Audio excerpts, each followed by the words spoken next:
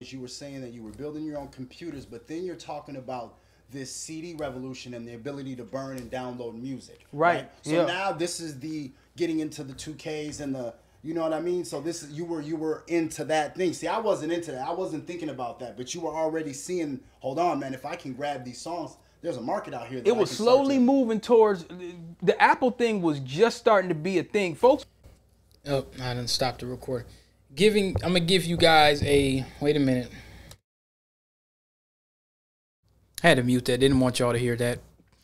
I gave you a little snippet. Me and Simba Ali, Big Talk, the Big Talk channel. Make sure you go on YouTube and subscribe and hit the notification bell for Big Talk. Just type in Big Talk MN on YouTube. And I did a conversation with my brother there. Haven't seen him in a while, but we grew up together in the West Bank neighborhood in South Minneapolis, talking about my pathway into authorship and several other important issues that we talked about. And we're going to be on that podcast more often. So I appreciate him for allowing me to jump on his platform and tell my story, my testimony, and talk about my books, which I don't talk about enough. One of the things that I wanted to talk about today, and it probably won't go on for too long, I'm gonna tell you guys the agenda. That's one thing I want to start having is a little agenda. Fair use YouTube, fair use. I want to play the Romulus trailer. Y'all know how much of a fan I am of sci-fi. We're gonna give a little Nightmare update. Talk about Targio Studios working on a new game. A Playdead update. And, a couple other things, I didn't do enough study to kind of break down more the Fearless Fund, but we might get into that. And I do want to talk about a new program that just came out, a new company that just came out for those that may not be interested in things such as Amazon Flex. This is technology related. So there is a company called Better Trucks. And I tried it. Actually, this morning, I missed my shift.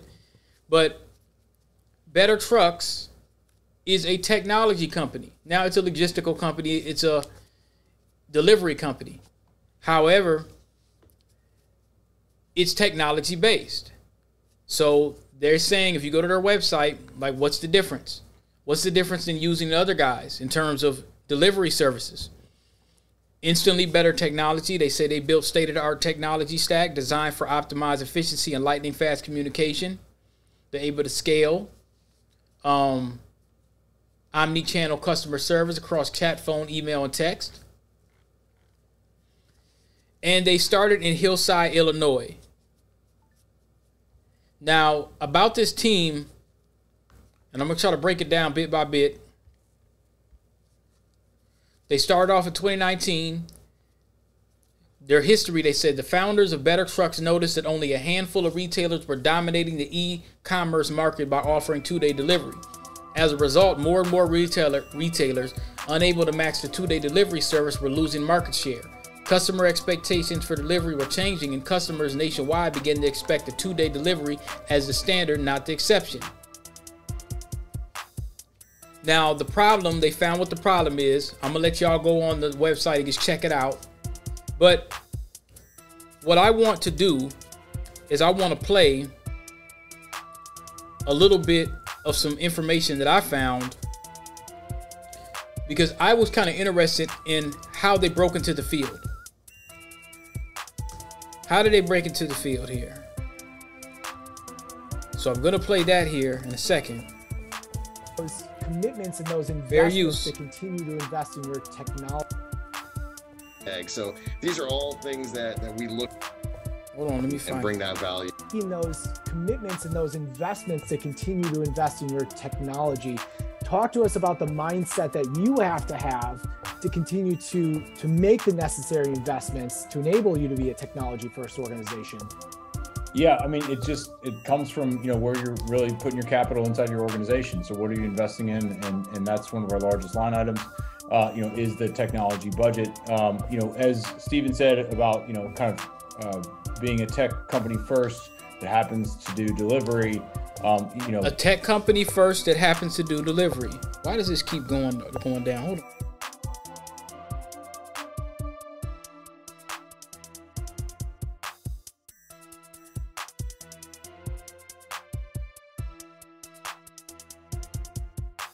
There we go. This sounds much better. This thing keeps this mic stand. So the guy that was speaking, that was Andy Whiting. He's the co-founder and co-CEO. We make sure that we're focused on that, and by building. And we're talking about Better Trucks, you guys. This is the company Better Trucks. Our software in-house gives us much more control over quality, and also allows us to do things much more nimbly, and to make partnerships and build relationships faster with customers and also with other carriers like Steven and GLS. If we both depended on kind of third-party outside systems, it would have been a disaster to try to relay through something else. But our technology teams kind of worked really hand in hand to build a seamless integration to our customers to both code share on each network, which has been very valuable. But again, without the kind of underlying technology investments in our business, they would not have been able to do that. A lot of other carriers leverage third parties, kind of like outsource all of their IT, and with that kind of strategy, it's not the way to win these days. The other thing I'll add is, so he says outsourcing their IT, getting all these third parties, doing what a lot of these American companies, what they're doing is they're outsourcing a lot of the workers. They're saying, hey, H-1B visa it is. Let's go over here to India. Let's bring over all these guys and pay them a little bit of nothing. And then basically they take an anti-America first approach. He's like, hey, no, we're gonna do this full wheel and house inside with our own techs inside the house. Large organizations like FedEx and UPS, the duopoly that FedEx has famously, kind of invented the tracking number, many years ago. But as Steven mentioned about visual PODs, FedEx just introduced that this year, when companies like GLS have been doing it for a dozen years, and Amazon has made it table stakes for everyone. And you would think that a company that is as tech forward as FedEx could do that, but that is the innovator's dilemma. That is the challenge with these giant organizations, that it's turning an aircraft carrier, and pivoting when a company of our size can, when there's a thing that's best for the customer when it comes to technology, we implement fast and iterate fast, and similar to GLS. Here's another thing you guys may not think about. A lot of us, especially IT people, we think that, United Healthcare, US Bank, Wells Fargo, all these big dogs and a lot of these big giant companies, they're big and they're smart and they're fast. They got a ton of money, so their technology is tip-top shape. That's not true. That's absolutely not true. Some of these places, I mean, they be in some real crazy and some real bad shape. They be in some real crazy shape. And you go in there, but the ship is running. And you're kind of like, well, how could they have this ticketing system or this technology? Why is it so janky? Well, it works. So they might start trying to fix it later on. They done made all this money. They're like, well, it's old and slow. Anybody that knows at the state of Minnesota, old and slow as hell. Minnesota got a lot of money. They don't want to fix a bunch of stuff. They like that old money. They're not so quick to say, well, hey, let's just upgrade everything right at one time. They're like, well, we'll do it 10, 15 years later. And then when they're forced to do it, they got all these challenges. Awesome. Along these lines, in the last episode of Better Yet, we were talking about dynamic pricing or algorithmic pricing. It's been kind of a component of other industries for quite some time now. Your airline tickets are going to fluctuate day to day. I think, the ride sharing apps, Uber in particular, introduced a whole new segment of the population to this idea of surge pricing. What role do both of you kind of think that dynamic or algorithmic pricing plays when we know so many carriers are still saying, I just need the static rate card. I just need to do an apples to apples between you and, one of the big carriers? Yeah, I mean, dynamic pricing is really an inevitability, and again, driven by the technology that your systems have in the background, or us as carriers, our systems have in the background, and that's definitely something we're working toward. Today, we already have analysis that goes in and takes a look at where customers need capacity, where their utilization is, and for folks that can take advantage of underutilized capacity within our network, we're already able to give more pinpoint custom pricing in those areas that offers better discounts to the shipper. So we're already in that track, and we'll just continue to iterate off of that to do better and better, offer up more and more options to shippers on how they can take advantage of our network in a way that's mutually beneficial. So they get the best price, we have capacity that's available, and we can sell that capacity at a rate that's a win-win. Now, this comes off of this is better yet. And this is, you could go to the YouTube channel if you're interested. I don't know. But Better Trucks has the YouTube channel. All right. So this is a conversation that was recorded and uploaded on YouTube 1 year ago. And the episode is how is technology driving growth in the parcel shipping space. So just kind of giving you, for you younger guys, when you're looking at, when you're starting your career, and how did these folks get to this point? When you go on the LinkedIn for Andrew Whiting, he started off at IBM in 2001, and he worked there about 6 years as an associate IT specialist. Then he was a co-founder and VP of engineering of a company called Clean Urban Inc. from 2008 to 2012. And then head of product development from 2008 to December 2012. It says, so he did Clean Urban Energy for 5 years. And then he was at a place called Solstice Mobile. So he started off as an IT person, and he got into the executive, kind of thing. And I believe he might have been a software developer at one point in time, but he was at Solstice Mobile as a VP for about 6 years. And then he started his own thing in April 28th. Chief Executive Officer for Better Trucks. And it's headquartered in Chicago, providing last mile delivery service for e-commerce fulfillment centers and brands across the Midwest and New York tri-state area. I believe they also service Texas as well. Now, when you look at, here's another person, Weston Webb. He's a co-founder and president as well. Now, if you look at his background, he was in the Army. So he was an infantry officer. Then he was a Green Beret. So he was in the Army, it looks like, for about maybe 7 to 13 years. And then he became a BA, a business analyst, at this company called McKinsey for about almost 2 years.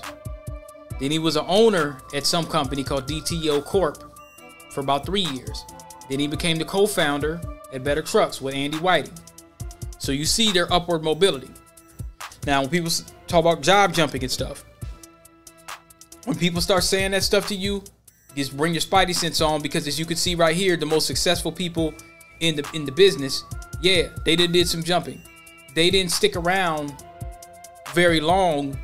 Once they upgraded their skills, they moved on. They didn't stay at these places for 10 to 15 years. All right, so let's go a little bit further. Let's look up Mike Colino. He's the chief executive or the chief technology officer here at Better Trucks. Now, look at his background. Very interesting. So, he was a development support engineer at Install Shield back in 2002, 1 year and 8 months. Software developer for another company, 2 years and 2 months. Enterprise architect of corporate technology at JP Morgan for 2 years. You see how he's upgrading. Okay. Then he went over. Now, from 2011 to 2013, he was an enterprise architect at JP Morgan. From 2005 to 2006, he was a senior software developer at JP Morgan Chase. 2006 to 2009, he became software development team lead. Then from 2009 to May 2013, enterprise architect at JP Morgan Chase. They kind of moved it around or whatever, but he was there about 7 years. Then he was a director of cloud delivery in 2013 to 2017. So he was there for 4 years, then became a VP of technology for 2 years and 3 months at Solstice. Then he went over for 2 years and 4 months to a place called Ahead. He was the chief architect over there for 2 years. Then he became the chief technology officer from January 22 to present, right now in Chicago in Better Trucks. So look at the upward mobility as he started to upgrade his skills. I won't go into anybody else, but I'm just kind of showing the example, you know, on what these guys do. A lot of folks from the dominant society, what they'll do is, a lot of white guys, they'll level up their skill set at these big corps, and then they'll leave and carve out their own niche and game. They'll learn everything they can, and they'll immediately open up their own business and get it cracking. That's how they generate wealth. This company right here, I would have never heard of it before, and that's how they did it. That's how they did it. You don't have one guy with janky credit and another guy with halfway janky credit. No, everybody got their SHI together. The road traveled is going to be long. It's going to be boring. It's not sexy. Power moving and climbing the ladder is never sexy. But you see that these folks didn't stay in their positions for a very long time. They skilled up and moved around and they left companies. You wouldn't have been able to get an Andy Whiting or a Weston Webb or a Mike Colino and you got one person that's BSing around. No, you got 4 power brokers. If you look at the leadership team and you check these guys out, it wasn't nobody that, you didn't have a sharp dude. You didn't have a great white shark and then you had a guppy on the side. They're all sharks. They're all whale sharks. They're all blue whales. You see what I'm saying? That's not how business works. Take this as a case study. Take it as a case study. Okay? So what I will say about Better Trucks, I'm not going to say that they're a very, very new company, but they're up and coming and they already got it cracking. I decided to take a shift, do some driving using the app. And I'll say the app runs pretty well. It bonds with the APIs of, I believe, Google, and it navigates you pretty well. You could take different shifts. The shifts are from like $75 to $150 per load. If you got a bigger truck or a bigger SUV, you could take more. So, you know, it's not something designed to be full-time. You could just, if you want to make a couple extra bucks and stuff like that, have at it. You just download the app. You know, first you sign up. You're a 1099 subcontractor, so you might want to mess with your LLC. Go ahead and get you an LLC, and you could get your roll on. You know, you could get your roll on. So the company I'm talking about is called Better Trucks. It's residential areas primarily, which kind of I enjoyed. I was out there in Blaine, you know, for a couple hours, and you know, it's one, and you want to come early. You know, in Minneapolis, you're gonna have to go over there off of 280 to 801 Transfer Road, and what you're gonna have to do is you want to come. I say, like, if you sign up for a shift, you want to come at least 40 minutes early or so, because those shifts will go if you spend too long. So that's my analysis on Better Trucks. It's pretty cool, especially if you're a young guy, you got you a car. If you're a young guy listening now and you're thinking about buying a car, man, you might want to just go ahead and get you like a Suburban or something. Get you a Suburban or something, or, you know, a pickup or something. You can make you some money. You know, there's a lot of little small companies like this, or not small companies, but, you know, outside of just doing tech, if you want to make some extra dollars, you know, to invest in yourself, there's a lot of things that you can do where you're not beholden to somebody telling you when you could get some money. Okay. Now,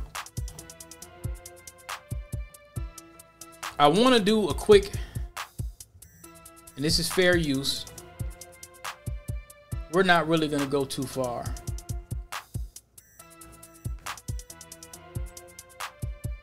I want to do the Alien Romulus trailer. So I want to look at that real quick. Oh, that's a final trailer. We'll do the official one, the first one. Fair use, YouTube. Now, it looks like, going back, it looks like it started off, I don't know what year this is, but I went back and looked at Prometheus and the other Alien one, And, you know, I really, really was looking forward to a new Alien movie. You know, I really, really, really was. So, what is it called? Was it Alien? What was it called? Alien Isolation? No, that was a video game. Okay, anyway. It looks like she's kind of waking up on some planet here. Or it could be a spaceship. Is this really where you want to spend the rest of your life?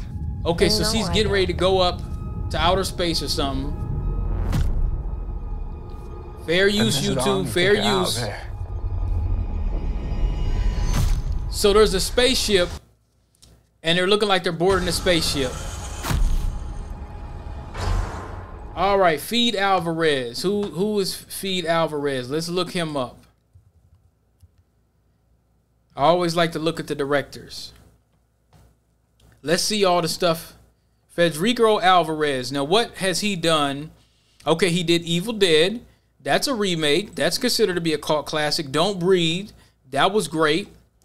The Girl in the Spider's Web. That was good too. Okay, he got some heavy. Don't Breathe 2. Texas Chainsaw Massacre. I think that's the one that came out on Netflix. Texas Chainsaw Massacre. Who was the... let's see here. You got Jacob Lattimore. And, okay, that brother was in... He's from Milwaukee. He was in... looks like he was in Maze Runner. I think he sings, too. He was in Detroit the last summer. Ride Along. Okay, well, he was on another one, television. Okay, what's that one? The Shy. He was on The Shy. Okay, so they got that brother. He was in the movie Texas Chainsaw Massacre. So this same director directed that, and then Alien Romulus. So he got some heavy hitters behind his belt. This guy has some Federico Alvarez has some heavy hitters behind his belt.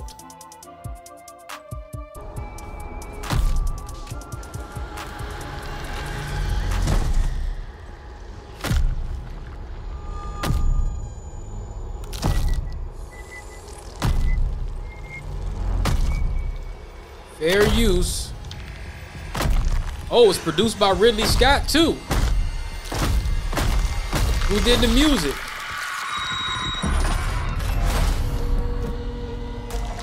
What's happening? Oh, these face huggers look even better. Something in the water. What do you mean there's something in the water? No, there's just something in the fucking water.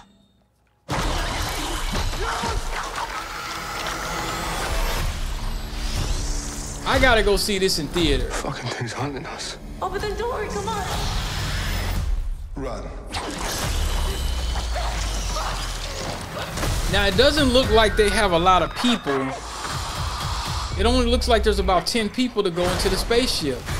But I'm not sure. Oh, man.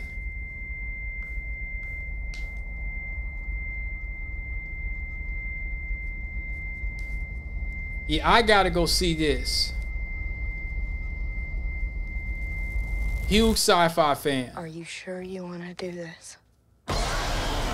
You know what? I don't even want to see the next trailer. There's a final trailer. I don't even want to see it. I have no interest in seeing the final trailer. I'm just gonna go check it out. Okay, so we got that out the way. Now, there's been a Little Nightmares update.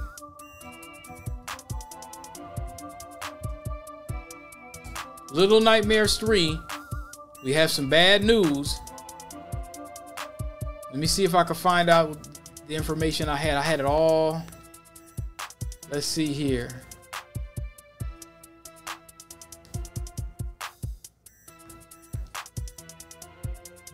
Let me get this all pulled up here.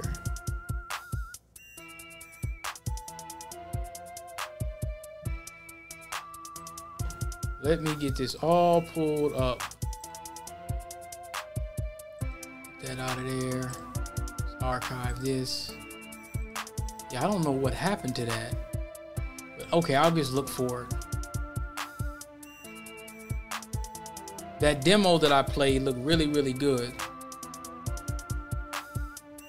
I'm just gonna type in Little Nightmares 3 update. All right, here it goes. So, no, that's not it.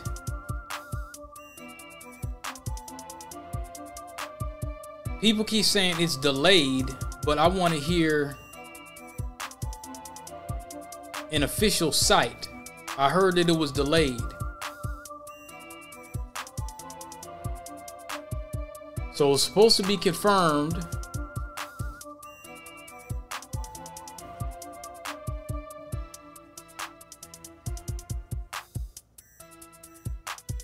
Okay, that was 12 months ago.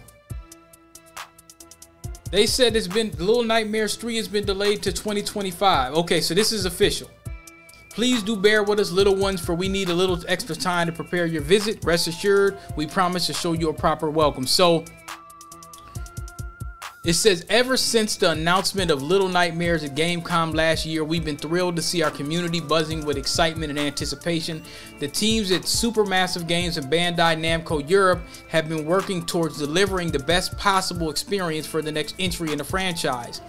As much as we can't wait for you to return to the nowhere, we also want to make sure we give the game the care and love it deserves. Quality is a top priority for us, and we know you feel the same way. For this reason, we made the decision to shift the release of the game in 2025. So they're going to release it next year. That's not too long from now, but it might come first or second quarter. So yeah, they're going to just make sure that it's really, really good. Now, what somebody said here, and that they must have posted this maybe about a few months back. This must have been a few months back, yeah, because they posted this on Twitter May 31st, 2024. So I seen this a little late. When did I do that quick review, you guys? Was that like 2 months ago or so of the trailer for Little Nightmares 2? Because somebody posted something that said, not surprising, I'm on a forum here. Not surprising considering they got rid of one big chunk of their staff recently.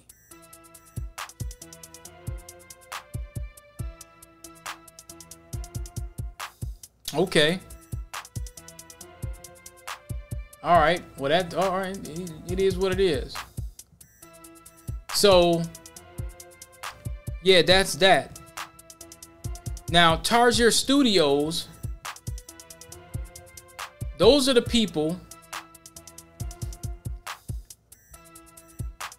Tarsier Studios, remember, they worked on the first game. They made the first Little Nightmares in 2017, and then they made Little Nightmares 2 2021. I've literally, I bought that years ago and still haven't played it. Because y'all know my policy. Y'all know my policy when it comes to black folks and video games. I've said it before. You know, yeah, if there's money to get and something else to do, you know, me, myself, I ain't got no business playing a bunch of damn video games when I got other stuff that I could be doing, especially when it comes to making a bag. But, unless, of course, I'm getting paid to play them. But, Tarsier Studios, let's look at the news again. Let's look at the news. Let's see here. Read more. What is this? This is age restricted. Teaser for our new game. So they got a new game that was shown at the THQ Nordic Digital Showcase. So they're gonna make me sign some little thing. I don't know what the hell they just did. Let me close. Let me see. Watch on YouTube. Okay, there we go. I understand, or inappropriate for some users. So this is unannounced Tarsier Studios project teaser from the creators of Little Nightmares 1 and 2. Comes in entirely new vision, unlike anything you've seen before. Fair use YouTube. So you know this is gonna be good. It does remind me, has the atmosphere of Little Nightmares. Looks very creepy. Now they got some big pig and they just got rid of all its intestines or something. Yeah, it looks very, very, very creepy. But it doesn't tell you much. Worldwide game reveal August 20. So I'm gonna give a quick review on that in a couple days. I'm gonna give a review on that in a few days and find out what that is, because it looks like it's gonna be good, but they haven't revealed it. So I'll follow up on that. Let's look up at the quick Play Dead update.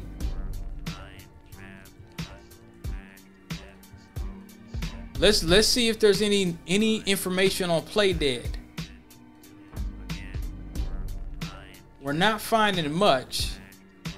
I'm gonna check their website. They are very quiet. Play Dead is always extremely quiet. But there was something that I seen online that kind of caught my eye, but I don't remember what it was. How many openings do they got? They still got a bunch of openings, but that doesn't mean that they hired for these people already. Jeez. Let me look at their Twitter and see if I can find something out.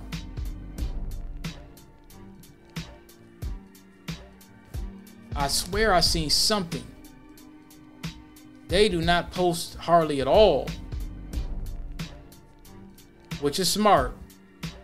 Best to not let folks know what you're thinking all the time. Do you want to work with us? So last time at GDC 2024, face-to-face Play Dead meeting, sign up. Okay, yeah, so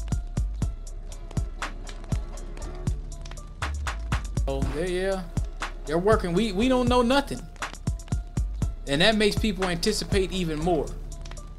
I suspect that something might come within the cat making noise. I suspect that something might come our way. I think we might have a reveal or a trailer at the end of the year or at the beginning of next year, first or second quarter. That's what I'm thinking. Play Dead. Let's see how long. I'm trying to find out if there's something. Give us something. They said it's been 7 years since Play Dead developed a game. Let's see here. Let's see. Let me see if I can find something in the forum here. This was 7 months ago.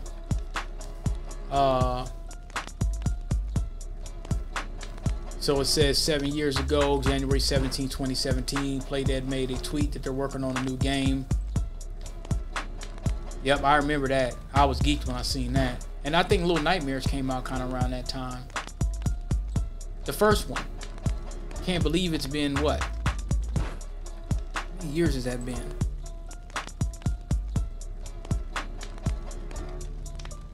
About 7 years? I already said that. So let me see. I seen something. See, that's one thing on these Reddits. Sometimes people be having a little stuff that they may pick up. Somebody said, let them cook. Yeah, we letting them cook, man. 7 years. 7 years goes by so fast, you end up forgetting.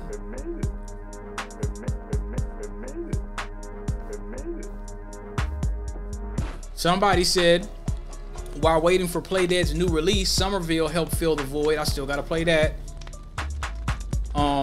Dino's new company, Jump Ship, had a pretty cool concept in Somerville. If you haven't played it yet, I definitely recommend it. It's not as groundbreaking or immersive as Limbo or Inside, but it does have some scenes that rival the first two titles. On the same breath, here's another person said, check out Cocoon if you haven't played it. Developed by the lead gameplay level designer of Inside after he departed from Play Dead. It's really a good puzzle game with some fresh mechanics. I gotta check that out too. I don't even think that I want the physical copies. I'm a physical copy dude. I like the downloads too, but I like the physical copies. All right, there's no new updates. So maybe by the end of the year, we might see something new, because they don't give us too much information. They really don't. One thing I did find out here, this This came out in March 7th. And I just happened to see this the other day. And I'll get rid of all of that.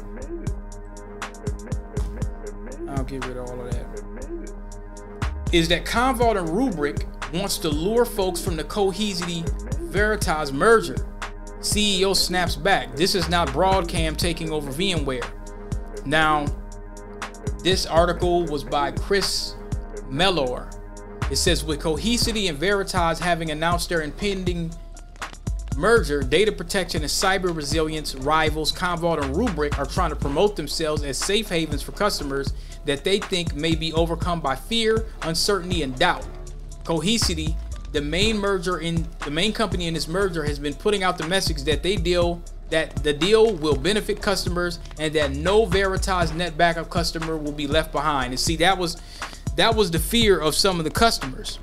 They're like, well, man, what's gonna happen? The software will not go end of life. Okay, so that means that a lot of companies are gonna have to suffer with their crappy software. There will be no forced migration to Cohesity's backup, and Cohesity customers could well benefit from Veritas cloud capabilities. By bringing Cohesity's Gen I Gaia offering to the more than 300 EBs of Veritas data backup, then net backup users will be able to turn this dead data into an asset and mine it for insights.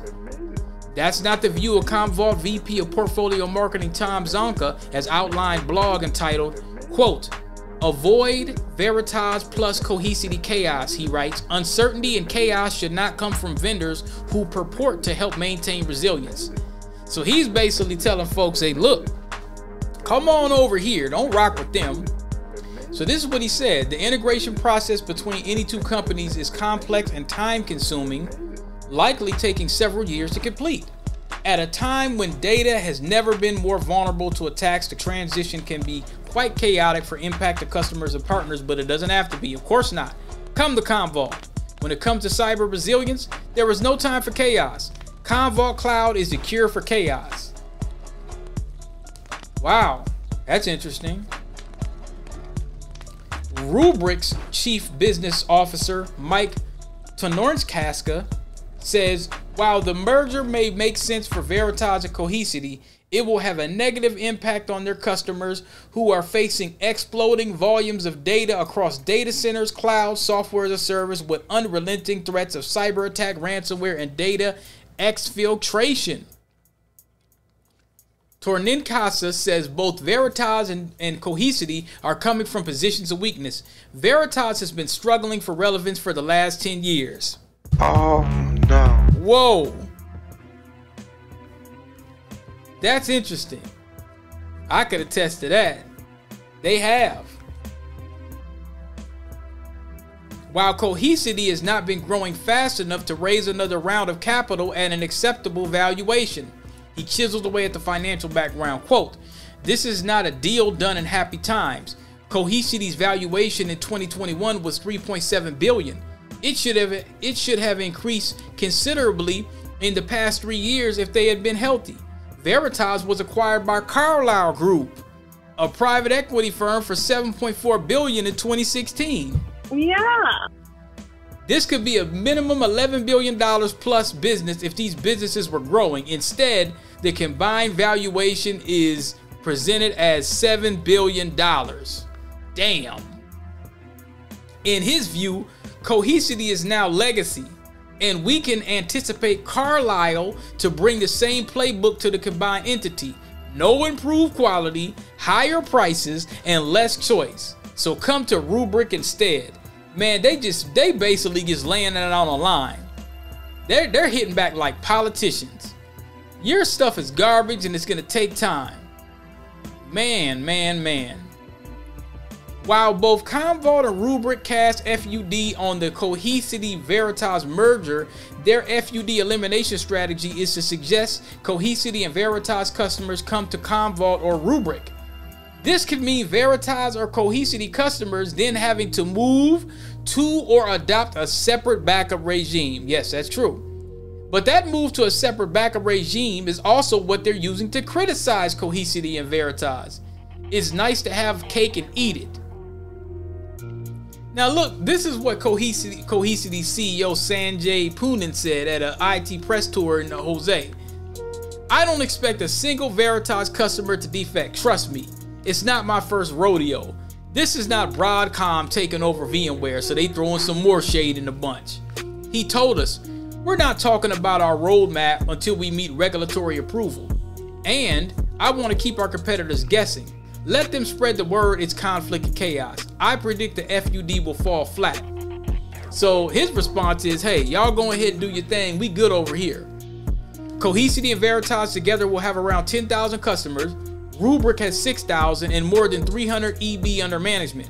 Poonen said the merged entity would count 96% of the Fortune 100 as customers. Just 4 are missing. Man, I tell you, they are hitting below the belt. Come on over here. Them other guys don't know what they doing. Now, this came out in March. They started this. Now it's August. That merger is closing. Before the end of the year, that merger is going to be probably completely done. So, yeah, y'all go ahead, share the podcast. I'm going to wrap it up here. For anybody that wants to check out our Amazon bestsellers guide to being black in IT and the concept and intricacies of being black in information technology, it's at www.beingblackинit.com. And I'm gonna go ahead and upload this. Wow, they're just going at it. All right, y'all, take care.